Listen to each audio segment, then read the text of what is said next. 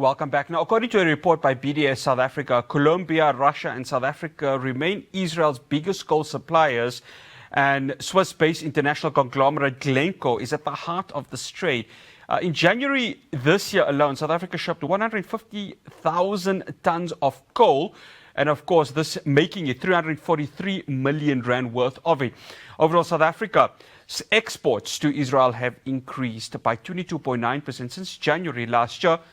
Funny enough, it was the same time at which South Africa had taken Israel to the International Court of Justice for Genocide. Joining you now from the University of Johannesburg, I'd like to welcome no stranger to Hilaal TV, Professor Prof Bond. Prof, always a pleasure having you on. Thank you so much for joining us.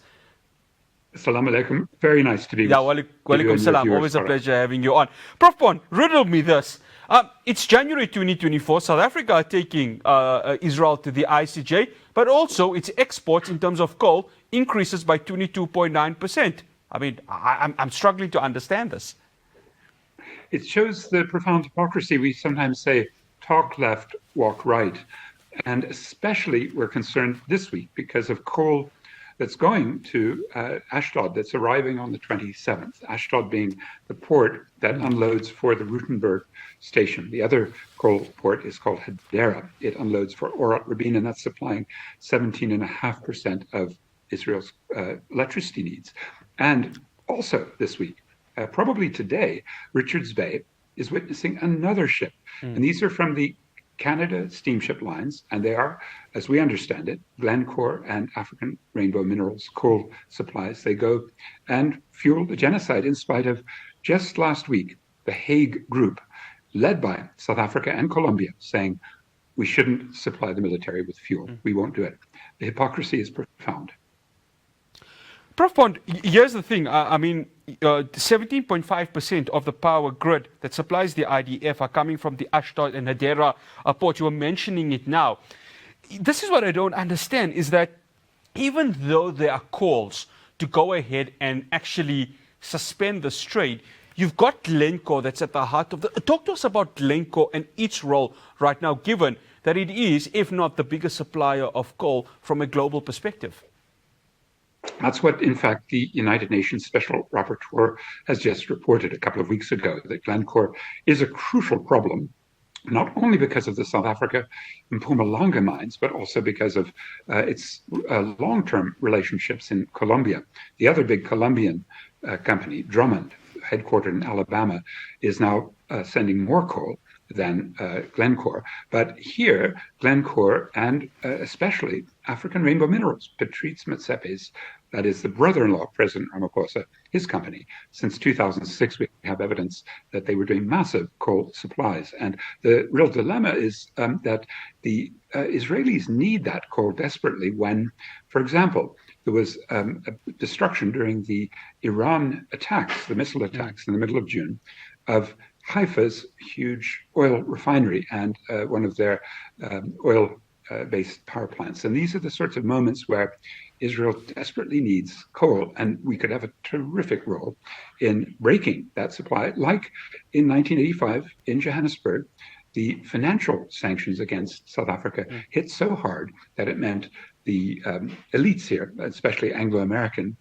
corporate headquarters CEO, Gavin Relly, flew to Zambia to meet Oliver Tambo, Chris Hani, Thabo Mbeki, Joe Slovo, and that was the beginning of breaking the ties between white capital and the white racist state. And it's breaking those ties that we want to do in the Israeli case, because energy is a major Achilles heel. It's a real vulnerability. It's shocking that South Africa is keeping the genocide well-fueled with Mpumalanga coal dug by metal workers, the National Union Metal Workers of South Africa, transported by South African Transport and Allied Workers Unions, SATAWU. Both unions have very good positions on Israel, but they're just not at the point where their power is such that they can stop this awful genocide fuel from going from Mpumalanga to Richards Bay and on to Israel. Prof, I just want to take a quote that came from Board Chairman Kalidas Madafperi. I hope I've said the name right.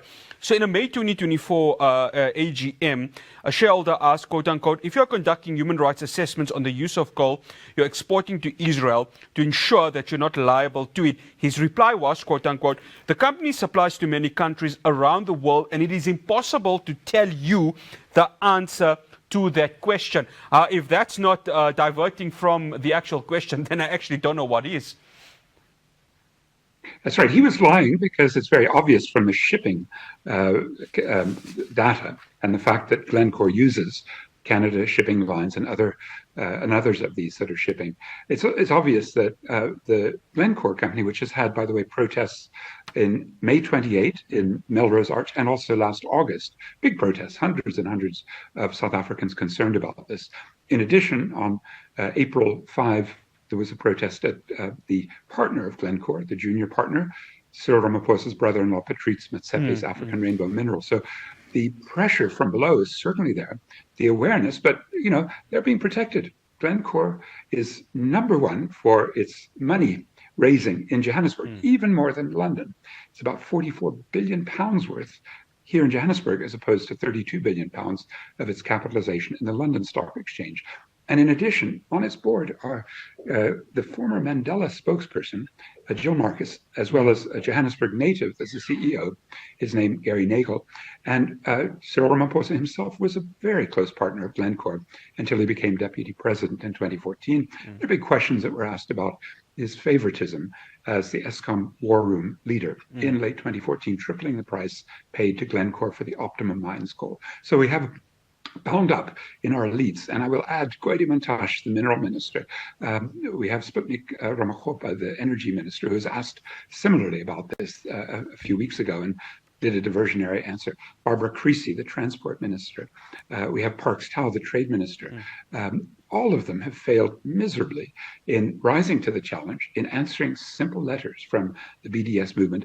Why are we supplying the genocidaires with coal when on January 31, and again, on July 16, we signed the Hague Group statement saying no military fuel to the genocidaires? The hypocrisy, the contradictions, they are really profound, and it takes a society to really ask, why is corporate South Africa, and especially Glencore out of Zug, one of the most corrupt companies in Africa, as witnessed by successful prosecutions, why do they have such a hold? Why are they being protected with their coal sales by the likes of Minister Ramaphosa and, President Ramaphosa?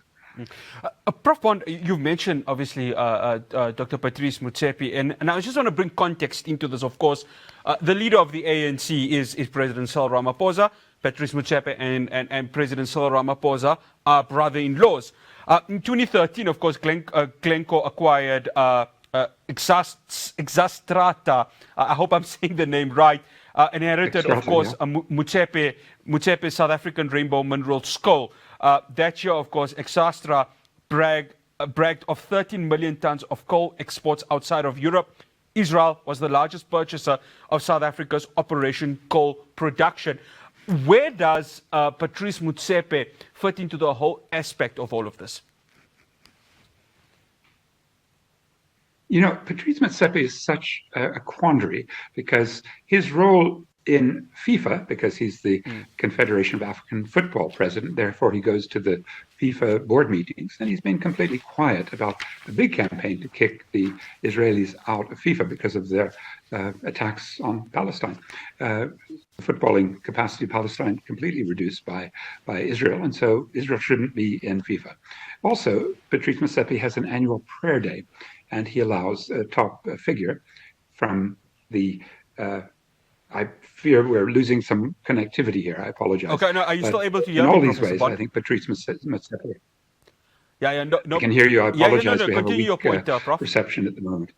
You can continue your continuing, Prof. Well, on December 10, there's this prayer day.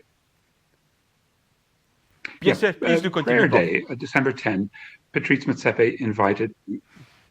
Right. On prayer day, which was December 10, Patrice Motsepe invited the Israeli, the pro-Israeli chief rabbi, Warren Goldstein, to make a big speech to 100,000 people.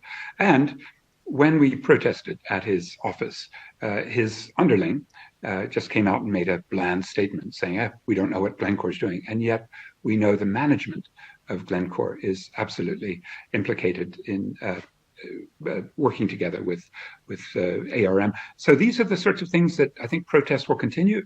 in August on the 21st, protesting at DTIC, Parks Tau's office, to try to break those connections between South African coal and the genocide.